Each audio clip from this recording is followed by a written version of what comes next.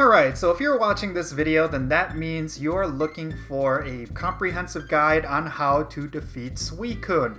And yes, I totally recognize that Suicune is not necessarily going to be a legendary Pokemon that a lot of players will be going after. Unfortunately for this powerful legendary, it's just not going to have any kind of significance in the Go Battle League or even with raids. It's just kind of there, and yeah. But still, there's going to be players out there who still need this Pokemon for their Pokedex, or there's people who really want its shiny form. And just in general, Suicune tends to be a fan favorite considering that it's been very prominent in some of the recent movies and recent Pokemon anime episodes. So yeah, because of that, I'm still going to make a guide video for this Pokemon, even though probably not a lot of players will actually raid for this Pokemon, but in any case, yeah. So let's get right into it. Here is my guide for defeating Suicune.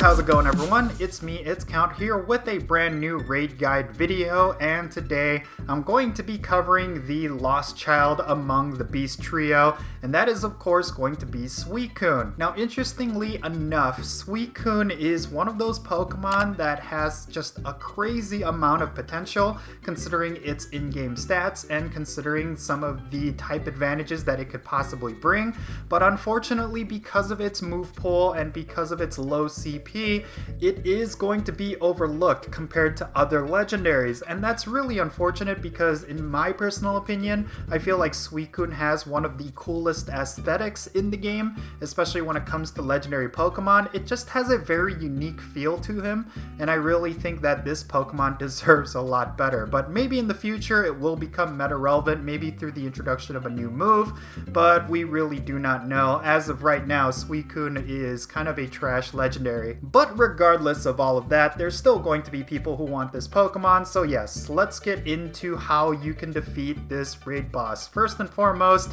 it is a pure water type, which means it's going to have two distinct weaknesses, and that is of course grass types as well as electric types. Now you probably guessed where I'm going with this, but when it comes to electric types, these are always going to dish out just a little bit more damage compared to grass types, and unfortunately that's just because there just hasn't been that many great grass types that were introduced into Pokemon Go. That's for raid DPS. So if you have a whole lot of electric types that are very powerful available to you, then I highly suggest you go with those as opposed to grass types. And the other reason why I suggest going with electric types as opposed to grass types is because even though Suicune is a water type legendary, it has a lot of very powerful ice type moves. And of course, ice type is very strong against grass types, so it's just a lot more efficient to use a lot of electric types against this legendary raid boss. So let's talk about what electric types you can bring. Well, first and foremost,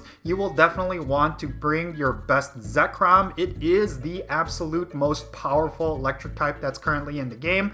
I like to compare it to Kyogre and Groudon. It's definitely the beefiest, but it also has the highest attack. So if you have Zekrom with Charge Beam and Wild Charge, invest a little bit of Stardust into them and you should be good to go. But if you do not have good Zekrom, then you could always go with the other member of the Beast Trio, and that is of course Raikou. Raikou is a very powerful legendary electric type, and for the longest time before Zekrom was introduced, it was the king of electric types in Pokemon Go. So yes, if you do not have Zekrom, then Raikou will always be a much better alternative. But let's say your legendary collection is just lacking and you just have a whole bunch of regular Pokemon, you could always go with Electivire and Magnezone. And if you really want to dish out the most damage, you could bring the Shadow versions of these Pokemon as well. Depending on when you're watching this video, Shadow Electabuzz and Shadow Magnemite were available in the game, so if you are able to get these Pokemon through Team Go Rocket battles, and then you're able to TM away frustration through some of the in-game events that happen every so often, evolution, then yes, these are going to be your prime picks going up against Suicune. And of course, in terms of Mega Evolutions, we have Mega Ampharos. It does beef up your electric types, so that is something you could consider bringing as well. Just be aware that it does have that Dragon typing as its second typing, so if the Suicune has a bunch of Ice type moves, it's going to deal double damage against your Mega Ampharos. Speaking of which, I feel like I still have to cover some of the grass types that you could potentially bring, but again, I highly suggest you go with electric types over grass types. But regardless, you could always bring Venusaur and Roserade. These are both very powerful grass type Pokemon. Same with Tangrowth, and yeah, I still don't suggest bringing these considering that both of them do share that poison typing along with their grass typing.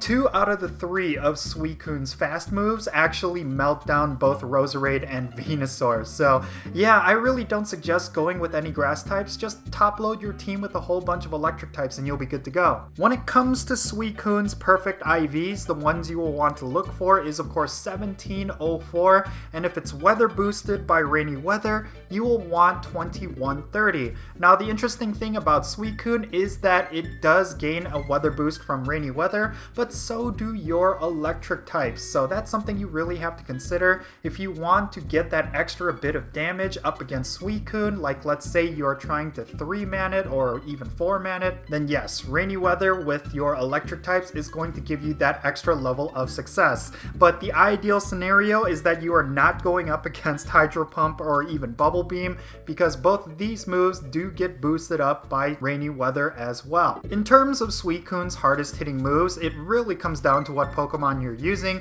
If you are avoiding using grass types like I mentioned, then yes, you don't have to worry about a majority of Suicune's moves. So even if you are resisting the damage from these moves, you should still dodge as much as you can.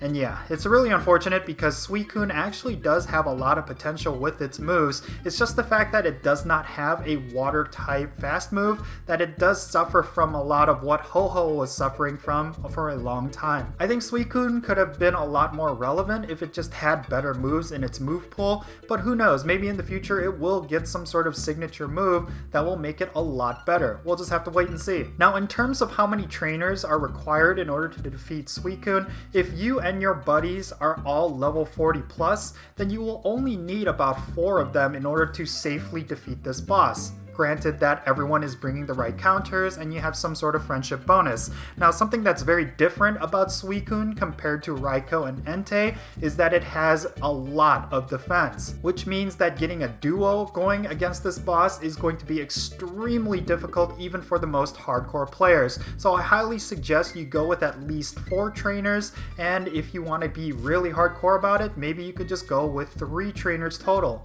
And like I mentioned before, Suicune does have a shiny form, so if you want that really nice trade chip, Suicune is still something you could farm up. I know a lot of players do want the shiny form of Suicune, mainly because it does feel like a very unique model, and some people just really like Suicune, but unfortunately until they give it better moves, it's not necessarily going to be that valuable compared to other Pokemon who are meta relevant. But regardless of the fact, Suicune's shiny form is still something that a lot of players want. So if you want that nice trade chip for your lucky trades and different things like that, then yeah, farm up Suicune to your heart's content. But yeah, there you have it everyone. That's going to be it for my guide for Suicune. Let me know your thoughts down below in the comment section. Do you have yourself a really good shiny Suicune? I would love to know. And if there's anything I missed in this guide, definitely share that as well. Let's have a great discussion. And by the way, I want to give a quick shout out to LEEK.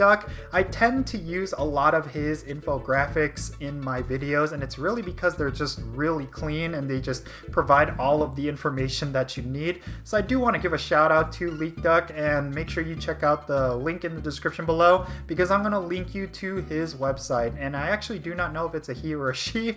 I just really appreciate their work. So yeah, do go check them out. And if you enjoyed this video, make sure you hit that subscribe button if it's your first time here. Hit that like button if you enjoyed this video and found it to be helpful. Share this with your friends as well. And I am Count Jinsula. Be safe, have fun, and I'll catch you all later.